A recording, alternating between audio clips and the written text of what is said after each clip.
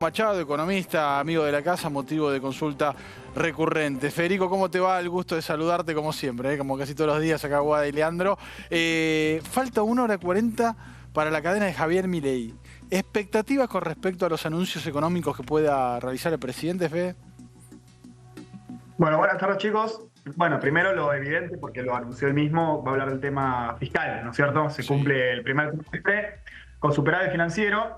No me quedó claro por las declaraciones que hizo en el Yao Yao si el superávit financiero es del trimestre o además hubo en enero, hubo en febrero y hay también en marzo, ¿no? Creo que ese es un dato importante. Si es superávit por la suma de los tres, pero en marzo no hay superávit, llega el déficit o está alrededor del cero, o si es nuevamente superávit en marzo, que creo que ahí sería así un dato muy auspicioso para el gobierno, porque bueno, en marzo recordemos que fue la actualización de las jubilaciones por la fórmula anterior, alrededor del 27%, y se liberaron algunos de los pagos de Camesa, entonces bueno, es un mes que fue un poco más complicado para los fiscales. Si lograron el superávit en ese mes, yo creo que por el lado fiscal viene bastante ordenado.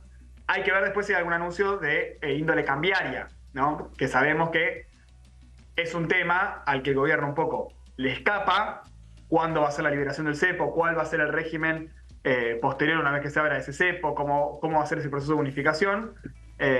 Así que bueno, esperaremos a ver si se anuncia algo de este tipo, que sería positivo porque me parece que ya va siendo hora, ¿no? De empezar a conocer cuál va a ser el plan económico del gobierno luego de esta etapa de esta primera etapa de reequilibrios macro. Te pregunto también si no notás el tema de la manta corta, ¿no? Porque de un lado podemos tener un buen anuncio económico, como bien estabas adelantante vos, pero del otro lado, recién lo hablamos con Fernando Sabore, que estaba preocupadísimo, de los almaceneros, que estaba preocupadísimo con las facturas de luz, dice que es impagable, con el tema de la recesión también. Si no pensás que puede llegar a ser, bueno, acá tenemos un buen anuncio, pero a su vez del otro lado, la gente de a pie que no llega ni siquiera a fin de mes y mucho menos comprar cosas. Creo que ahí está un poco la necesidad del gobierno de salir a hacer bombo y platillo de ciertas cuestiones de la economía que no son muy tangibles para la gente, ¿no?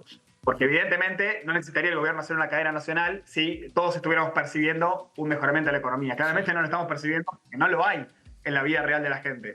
Hay una especie de bifurcación, ¿no es cierto?, entre lo que son los números macroeconómicos, sobre todo lo fiscal y lo externo, la acumulación de reservas y demás, y los números más ligados a la micro, como es la producción, el empleo y los ingresos, que son tres variables que vienen siendo, como bien marcabas, catastróficas, ¿no? Con caída en algunos sectores hasta el 40% interanual, ¿no? Cemento, construcción, todo lo ligado a, obviamente, al recorte de la obra pública, caída hasta el 40%, ventas minoristas alrededor de entre el 15 y el 20% según la medición. Bueno, creo que lo vemos en todos los rubros.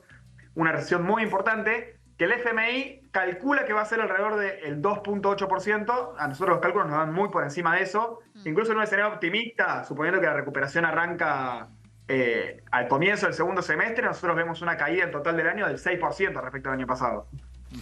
Durante la visita de Caputo a Estados Unidos, sus encuentros con representantes del FMI, se descartó la posibilidad de un nuevo desembolso. Desde el Ministerio se pedían 15.000 millones de dólares. ¿Puede llegar a haber una sorpresa, considerás, en el anuncio de hoy en ese sentido? Entiendo que el FMI está dispuesto a discutir un nuevo programa por alrededor de 5.000 o 6.000 millones de dólares, o por lo menos es el rumor que yo tengo, ¿no? Que está dispuesto a discutir el FMI, no que hay un programa sobre la mesa. Claro. Creo que sí un no rotundo respecto a los 15.000 millones.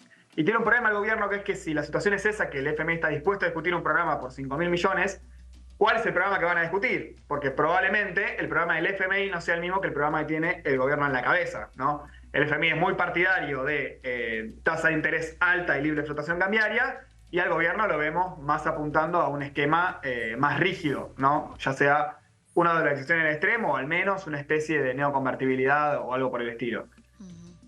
Como no tenemos bien en claro cuál es el programa del gobierno, no sabemos, pero me parece que a lo sumo se puede aspirar a una situación como esa, ¿no? Una discusión con el FMI por un monto como el que estábamos planteando. Y llegados a ese punto, ¿debería buscar financiamiento por otro lado o cuáles son las alternativas? Y se ve muy difícil porque no por nada el FMI está concebido como el prestamista de última instancia a nivel internacional, ¿no? Creo que ya desde que el gobierno llegó al poder intentaron acercarse a algunos fondos de inversión, e intentaron acercarse a algunos países árabes, bueno, menos con la situación que se vive hoy a nivel mundial, me parece que nada de eso va a ser posible, ¿no? Cae el apetito por el riesgo ante una situación conflictiva a nivel global, se polariza el mundo, me parece más difícil incluso que antes. Sí creo que llegado el momento, si el riesgo país sigue bajando, etcétera, van a poder acceder a los mercados de crédito a emitir deuda con bonos, ¿no? Pero todavía no es esa situación. Sí. Está todavía lejos de esto, con un riesgo país alrededor de 1.200 puntos no se puede. Te quiero preguntar, no sé si tanto en términos económicos, sino más bien políticos, ¿qué sensación te dejó la exposición en el foro Yao Yao respecto a lo que decía el presidente de que quien fuga en nuestro país es un héroe? ¿Qué mensaje hay? Ahí que es bastante directo, ¿no? No es encriptado. Bueno, le diría que entonces las instituciones del Estado que él comanda no persigan a los que él considera héroes, ¿no? Y que deje de funcionar la FIP y que deje de funcionar las regulaciones bancarias y que deje todo librado a la mansalva, ya que eso es lo que él piensa. No, bueno, creo que todo ese tipo de declaraciones las podía hacer cuando era un panelista de televisión, pero en el lugar que ocupa con su rol institucional y demás, suena un poco ridículo, ¿no? Bueno, es como esta situación de poner un DNU para desregular el precio de las prepagas y después plantear que las prepagas están subiendo los precios y que te gana la guerra a clase media. Es como que intentar jugar un doble rol, que eso me parece una cuestión muy política y muy poco ligado a la gestión real de la economía y del país. Federico, como siempre, un lujo, ¿eh? Muchas gracias por atendernos. Gracias, chicos, por la invitación.